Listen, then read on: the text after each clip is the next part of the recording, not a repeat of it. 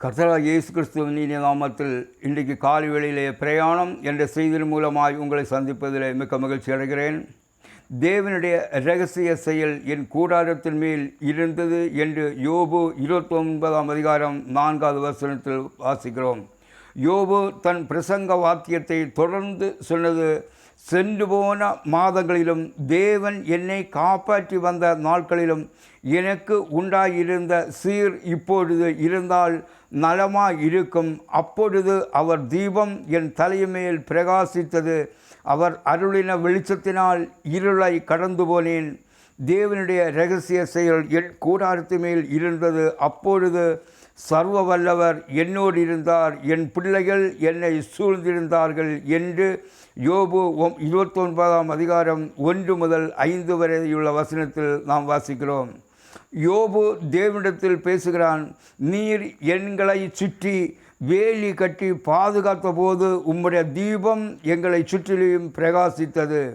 எங்களை சுற்றி வந்த இருள் இல்லாமல் போனது. ஆனால் இப்பொழுதோ இருள் எங்களை சூழ்ந்திருக்கிறது. இந்த இருள் நீங்கி ஒரு நாள் நீதியின் சூரியன் பிரகாசிக்கும் நாட்கள் என் கண்களால் காண்கிறேன் என்று ஓட்டை எடுத்து சுரண்டி புழுக்களை ஒவ்வொன்றாக எடுத்து கொண்டு சொல்கிறான். யோபுவை அவனுடைய நண்பர்கள் நிந்தித்து அவமானப்படுத்தி, நீ இனி இந்த உலகத்தில் வாழ்வதை விட சாவதுதான் நல்லது, நீ செய்த கொடுமைக்கு ஏற்ற பலனை கடவுள் உனக்கு கொடுத்தார் என்று நியாயப்படுத்துகிறார்கள். யோபுவிடம் அவன் நண்பர்கள் கேள்வி கேட்கிறதுமான அதிகாரங்களை பார்க்கலாம். யோபுவின் நண்பர்கள் 14 அதிகாரங்களில் அவனை நிந்தித்து பரிகாசம் செய்து கேலி செய்கிறார்கள். ஆனால் யோபு விசுவாசத்தோடு உள்ளத்தின் ஆழத்தில் இருந்து ஓட்டை எடுத்து சுரண்டி கொண்டு பதில் கொடுக்கிறான். 16 அதிகாரங்களில் இயேசு செய்த அற்புதங்கள், அவர் செய்த அதிசயங்கள், ஆசீர்வாதங்கள், நன்மைகள் எல்லாவற்றையும் பொறுமையோடு பேசுகிறதை பார்த்த தேவனுக்கு பயங்கரமான கோபம் வருகிறது. கர்த்தரே சாட்சி கொடுக்கிறார், என் தாசனாகிய யோபு பேசினது போல நீங்கள் என்னை குறித்து நிதானமாய் பேசவில்லை என்று தேவன் யோபுவை பற்றி சாட்சி கொடுக்கிறார். 38, 39, 40, 41, 42 ஆகிய அதிகாரங்களில் யோபுவும் தேவனும் சம்பாஷணை செய்கிறார்கள். யோபு சொல்கிறான், ஆண்டவரே, நீர் எங்களை சுற்றி வேலி கட்டவும் முடியும், நீர் கட்டின வேலியை எடுக்கவும் முடியும். அதனால் தான் யோபு சொல்கிறான், தேவரீர் சகலத்தையும் செய்ய வல்லவர், நீர் செய்ய நினைத்தது ஒன்றும் தடைபடாது என்பதை அறிந்திருக்கிறேன் என்று யோபு 42ஆம் அதிகாரம் 2வது வசனத்தில் நாம் பார்க்கிறோம். சில மாதங்கள் யோபு பிசாசினால் சோதிக்கப்படுகிறான். சோதனையில் பக்தனாகிய யோபு தேவனை விடாமல் பற்றி கொண்டபடியினால் அவன் இழந்தது எல்லாம் இரட்டிப்பாக பெற்றுக்கொண்டான் என்று வேதம் நமக்கு கற்றுக் கொடுக்கிறது. இரகசியம் என்பது ஒருவர் ஒருவரோடு கூட இரகசியமாய் பேசுவது, வெளியே சொல்லக்கூடாத இரகசியம். ராஜாவாகிய தாவீது சொல்கிறான், கர்த்தருடைய இரகசியம் அவருக்கு பயந்தவரிடத்தில் இருக்கிறது என்று சங்கீதம் 25:4 பார்க்கலாம். அப்படியானால் தேவனுடைய பிள்ளைகளிடத்தில் எப்பொழுதும் கர்த்தரையே நோக்கி கொண்டிருப்பார்கள்.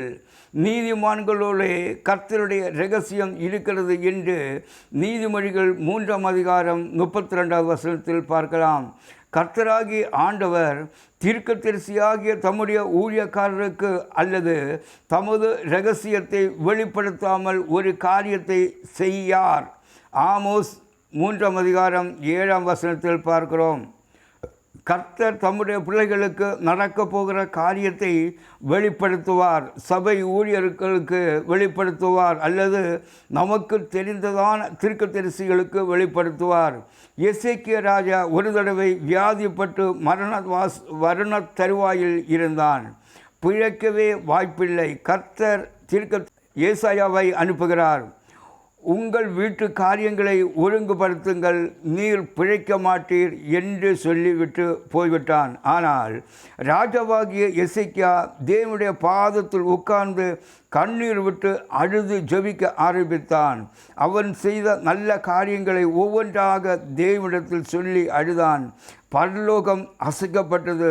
ஒரு ராஜா குழந்தை அழுவதை போல அழுகிறதை பார்த்து கொண்டு தேவனால் இருக்க முடியவில்லை. திரும்பவும் ஆண்டவர் எசேக்கியாவை பார்த்து கூப்பிடுகிறார். சீக்கிரமா போ, என் பிள்ளை எசேக்கியா அழுகிறான், அவன் அழுகையின் சத்தத்தை கேட்டேன். இதோ உன் நாட்களோடு 15 வருஷம் அதிகமாக கூட்டி கொடுத்தார் என்று சொல்லி ஒரு அடையாளமும் கொடுக்கிறார். எசேக்கியா தீர்க்கதரிசியின் புத்தகம் 38ஆம் அதிகாரம் 1 முதல் 5 வரை உள்ள வசனத்தில் பார்க்கலாம். இதுதான் தேவனுடைய இரகசிய செயல் ஆகும். தேவ பிள்ளையே, நீ விடுகிறதான கண்ணீருக்கு பதில் உண்டு. சில வேளை நீ ஜெபிக்கிற விண்ணப்பத்திற்கு உடனே பதில் இல்லாமல் இருக்கலாம். எல்லாம் முடிந்தது போல இருக்கலாம். ஆண்டவர் பட்சபாதம் உடையவர் அல்ல, கூப்பிடுதலுக்கு செவி கொடுப்பவர். சில நேரங்களிலே அவர் அப்புறம் போகிறவர் போல தன்னை காண்பிப்பார். ஆனால் நீ வருந்தி கூப்பிடுவாயானால் உனக்கு அற்புதம் செய்ய போதுமானவராயிருக்கிறார். ஆண்டவர் அனுமதிக்கிற எந்த விஷயங்களையும் தம்முடைய சுயநலத்திற்காக உதறி தள்ளினால் அதன் விளைவு ரொம்ப பரிதாபமாக இருக்கும். 2004ஆம் வருடம் நடந்ததான ஒரு சம்பவத்தை உங்களோடு கூட பகிர்ந்து கொள்கிறேன். அடுத்த தொடரில் கர்த்தர் உங்களை ஆசீர்வதிப்பாராக. ஆமென்.